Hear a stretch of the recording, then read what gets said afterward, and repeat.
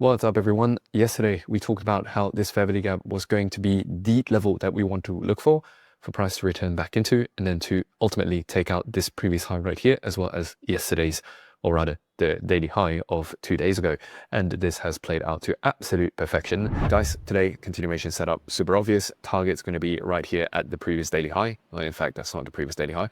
That's last Friday's high. And once you take that out, everything else is, anything can happen. So definitely, if you do take this trade here, then take your profit here and then watch what the market gives you.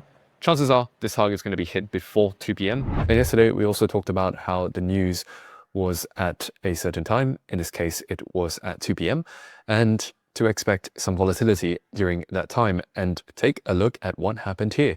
Price fills in the fair value gap at exactly what time it is, 2 p.m. I'm telling you guys, this is not a coincidence. Everything in the market has rhyme and reason to it. The sooner you can learn to understand what's going on in these markets and reason why price moves the way it does, which is something that I discuss a lot in this channel. Not to say that I figured the whole thing out, but still, rhyme and reason. Once you figure this stuff out, you'll know that nothing happens without reason, nothing is random, and in this case, this was an absolutely clean news day where liquidity was engineered right under London, price eventually sweeps out, the Asia lows, fills in the fair value gap, exactly the scenario that we talked about yesterday, and then boom, off to the target you go. And speaking about these skills and how to read the markets and how to, understand the rhyme and reason behind why the market moves the way it does, I'm about to host a free masterclass in 2 days teaching you exactly that. This is not going to be one of those, quote unquote, free, webinars where I spend half the time trying to sell you something. This is actually just going to be straight up value. That's no fluff, no BS. If you want to sign up, make sure you do so here. One quick note, if you're trying to sign up and Zoom doesn't let you do it, then it probably means that you need to log into your Zoom account. And once you do that, you'll be able to log in and then all of the information will be added to your calendar so that you'll be reminded when the masterclass is going live. Again, 2 days left until we start this masterclass. Don't miss it. It's going to be very, very valuable. Anyways, going back onto the chart. Well, actually, before we go onto the chart. So yesterday we were sitting at a win rate of 49 out of 61, which puts our win rate above 80% actually. And with yesterday's win, I think we are going to go onto 50 out of 62, and that comfortably puts us above a 80% win rate. So if you're new to this channel so far, just know that you are in the right place. Basically, in the last 3 months, on my public calls, basically everything on YouTube, we have a 82 or like 81% win rate. And I will continue to try my best to maintain this win rate. One thing to discuss before we move on to today's is that I will take full accountability of the fact that I was calling for the Asia low to be swept during London. But what I failed to do, as I usually do, is to discuss about, scenarios.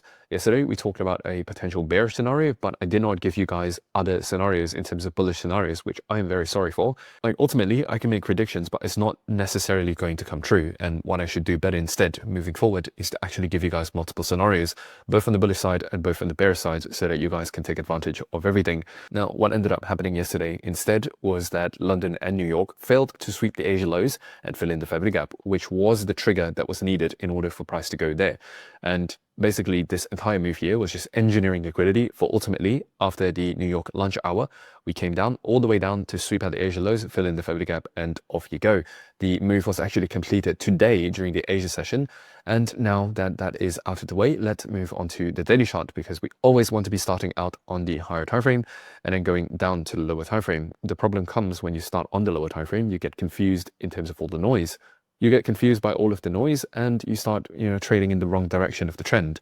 And speaking about the trend, one thing to understand is that on the higher time frame, your trend is currently very bullish. Just taking a look at everything here in terms of order flow, you have broken through bullish order flow.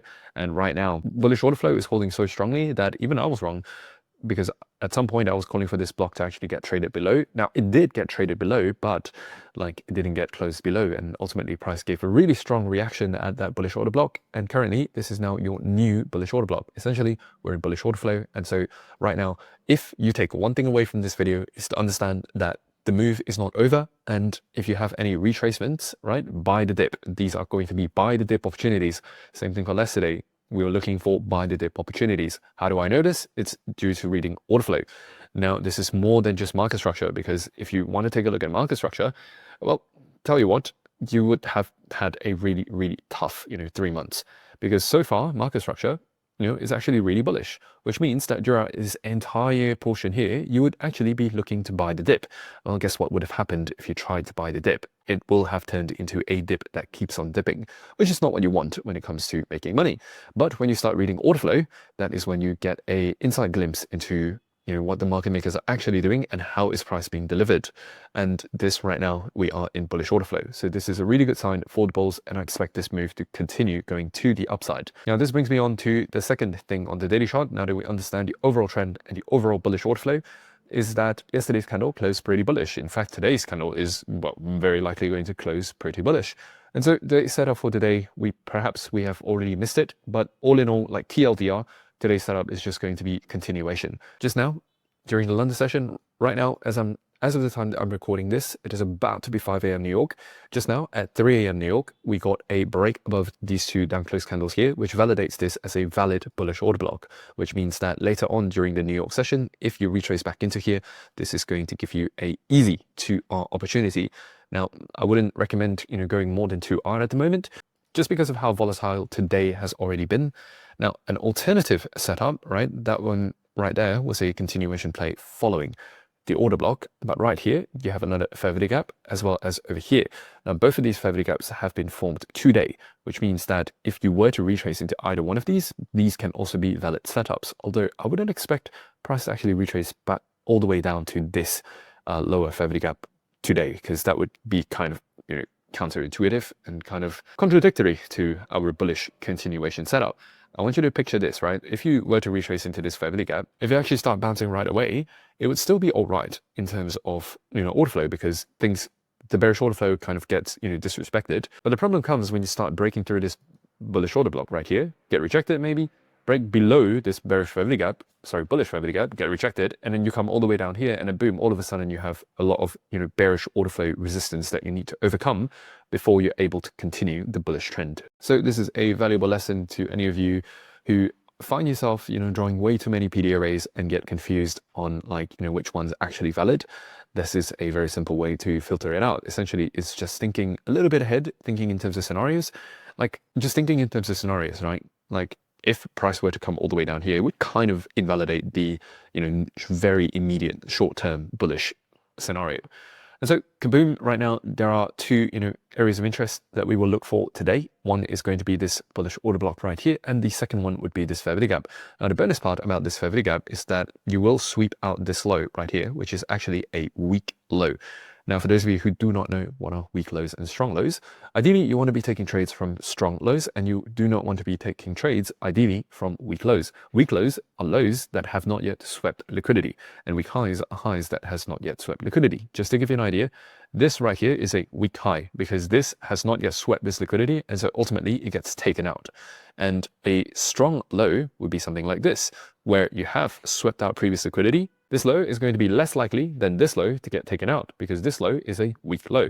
This is part of the reason why I was explicitly calling for a sweep of this low yesterday, filling in the fair value gap, right? This was a weak low. I know I didn't explicitly state that it was a weak low, but that was the setup. So same thing here. This is your weak low. This is your fair value gap. Perhaps if you get a similar entry today, this is going to be the play, exactly like this right here. And now that we understand what is going on the bigger picture, it's time to hop onto the lower timeframes to see if we can further refine this. And boom, this is absolutely just, textbook. Right here, you have relatively equal lows, which further validates that bullish fair value gap idea. If you take a look here, that is a weak low followed by this one right here. So same exact setup right before a fair value gap. This one's from yesterday and this one's from today. Now, again, I'm not saying that this is going to, get hit or these lows will get swept. Again, the first setup to look for is going to be right here. And the conditions that you want to see basically is for this to get filled sometime during, as of right now, it is about to be 5 a.m. So it's about to be the end of the London open kill zone, which means we will look to take trades today at around the New York kill zone. And taking a look at news, because ideally we want to be trading during news or very close to news. 8:30 a.m. we have USD unemployment claims, which also means that anywhere between 7 to 8:30 a.m. if you were to retrace back into this area and you start showing signs that you want to go up, then boom, after news, you're probably going to explode towards the upside, just like what we saw yesterday, where, closer to 2 p.m., we fill it in, price starts to show signs of going up. At this point here, that's your change in state of delivery. And then boom, what time does it start pumping? 5 p.m. actually. Wow, that's actually a really, really long kind of like accumulation period. But that's going to be the playbook for today. Now, alternatively, if by the time 8:30 comes around, you've already broken below this low or something, then the setup is going to be right here. And obviously you will, hold this trade perhaps overnight, because yesterday's trade, even though I called for this target to be hit, it was not hit until today during the Asia session. In fact, this was hit within 1 hour of the daily candle opening.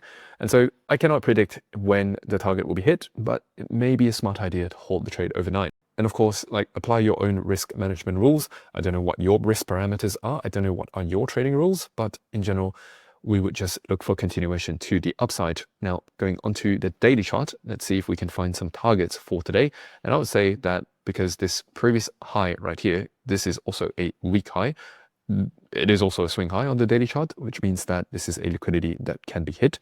And so that is going to sit right at around $100,000 and $100. So if we take this trade here, extrapolate it out, that's going to give us potentially a 3-hour trade if this plays out perfectly. And by the way, if you've watched until this point so far and you appreciate these analyses done from the smart money perspective on crypto, then make sure you subscribe and turn on the bell notification, because I'm coming to you every single day with these videos. And remember, masterclass in 2 days. Make sure you click the first link in the description box below to sign up. Absolutely for free, guys. And do take advantage of this ASAP, because there were a couple of masterclasses where we went completely over capacity due to how many people signed up, and the people that signed up late couldn't actually get in. So don't be that guy. Secure your spot, and I'll see you guys in the next one. Bye-bye.